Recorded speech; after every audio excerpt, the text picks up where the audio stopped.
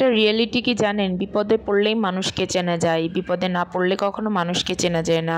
আপনার বিপদে আপনার পাশে এসে যে দাঁড়াবে সেই হচ্ছে প্রকৃত বন্ধু। আর এই সময়টায় আপনি মানুষকে জাজ করতে পারবেন। হ্যালো, আসসালামু আলাইকুম গায়েস, সবাই কেমন আছেন? আল্লাহর রহমতে আমি ভালো আছি। সবাই জানে ইতিমধ্যে আমার ফ্রেন্ড সার্কেল, আমার ফ্যান ফলোয়ার সবাই যে আমার মেয়েটা অনেক অসুস্থ। তো যাই হোক, সকালবেলা ওর জন্য একটু হেলদি কিছু খাবার করছিলাম। কালকে মাংস রান্না করছিলাম, ওইটাই ছিল। আর ও যেহেতু প্রতিদিন পরোটাটা খায়, ওর জন্য একটা পরোটা, ডিম সিদ্ধ। আর কালকে হচ্ছে আমরা বেসিক্যালি যখন বাসা থেকে বের হয়ে আসলে আমার ওইভাবে কোনো সেন্সই ছিল না, সেন্স কাজই করে নাই। তো খালি পায়ে চলে গেছিলো, ওকে নিয়ে একটা ভাই গেছিলো আর কি, বাসারই একটা ভাইয়া। আর হচ্ছে ওর গায়ে মানে পায়জামা ছিল না, সালোয়ার ছিল না, প্যান্ট ছিল, আর একটা গেঞ্জি গায়ে ছিল। তো আমাদের বেসিক্যালি হসপিটাল থেকে আসতে আসতে রাত হয়ে গেছিলো, যার জন্য ওর একটু ঠান্ডাও লেগে গেছিলো রাতের। আর ওর তো আগে থেকেই শ্বাসকষ্ট সমস্যা, সেই জন্য একটু কাশি হয়েছে, তাই জন্য সকালবেলা ওর জন্য একটু লাল চা করছিলাম। তো খাইতেও পারতেছি না, মাথাটা বেশ ব্যথাই আছে।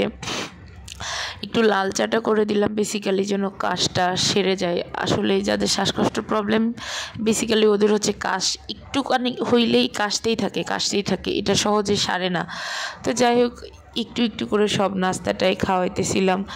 আর ও আসলে আজকে আমরা এমন একটা ইসের মধ্যে আছি, মনে হচ্ছে যে কোয়ারেন্টাইনের মধ্যে, ঘরের ভিতরে আছি, ঘরবন্দি। যাক, এটা হচ্ছে 3 দিন পরে সেলাইটা হচ্ছে ড্রেসিং করতে হবে, আর 7 দিন পরে হচ্ছে সেলাই কাটতে হবে। তো ও বেসিক্যালি হচ্ছে মালটাটা অনেক পছন্দ করে ছোটোবেলা থেকে। আর মালটা যেখানেই দেখে না কেন, মাম্মি আগে মালটা কেন। এত অসুস্থতার মধ্যেও দেখেন নিজে নিজে সারাদিন বসে বসে ছবি আঁকতেই আছে। এটা ছিল ওর প্রেসক্রিপশন। যেই কাগজপত্র পাবে না কেন, সাদা কাগজ পাইলেই সেখানে ছবি আঁকতে বসে যাবে। দেখেন প্রেসক্রিপশনের পেছনে কি সুন্দর করে ছবি আঁকছে।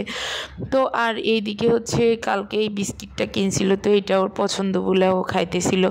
আর 12টার দিকে ও বলতেছে, মাম্মি আমার ক্ষুধা লাগছে, মালটা কেটে দাও। তো এই জন্য ওর জন্য একটা মালটা কেটে দিলাম। এত অসুস্থতার মধ্যেও সকালবেলা ঘুম থেকে উঠে বলে যে আমাকে স্কুলে নিয়ে চলো। আমি বললাম স্কুলে যাওয়া যাবে না। অন্যদিকে বলতেছে, কালকে তুমি আমার জন্য কত কষ্ট করছো, কত হসপিটাল দৌড়াদৌড়ি করছো, আমি একা মালটা খাবো না, তুমিও খাও। আমাকে খাওয়াই দিতেছে, আমি খাবো না বললেও সে শোনে না, আমাকে সবসময় খাওয়াই দেয়। তারপরে দুইজন খাইলাম। আসলে আমার মেয়ে আমার অনেক কেয়ার করে, যেটা আমি বলে বোঝাইতে পারবো না। আমার হচ্ছে চুল আছড়ে দেয়, তারপর আমাকে খাওয়াই দেয়। একটু আগে একটা ভিডিও পোস্ট করছিলাম, আমাকে মোজা পরাই দিতেছে, আমার নাকি ঠান্ডা লাগছে তাই।